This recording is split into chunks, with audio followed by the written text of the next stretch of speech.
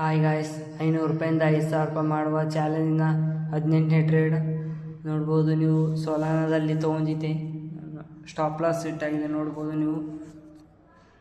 1:3 target ಇಟ್ಟಿದ್ದೆ ನೋಡ್ಬೋದು ನೀವು. Stop loss ಇಟ್ಟಾಗಿದೆ.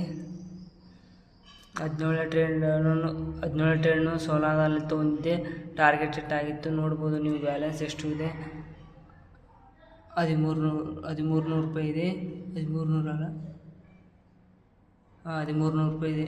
ಹಿಂಗೆ ಹಾಕತ್ತದ ನೋಡ್ಬೋದು ನೀವು. ಬ್ಯಾಲೆನ್ಸ್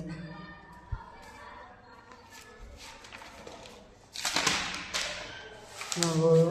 17ನೇ ತಾರೀಕು ತೊಗೊಂಡಿದ್ದೆ, ಫ್ರೈಡೇ ದಿನ ಸೋಲಾನ ಟ್ರೇಡ್. 18ನೇ ಟ್ರೇಡ್ ಸ್ಟಾಪ್ ಲಾಸ್ ಇಟ್ಟಾಗಿದೆ.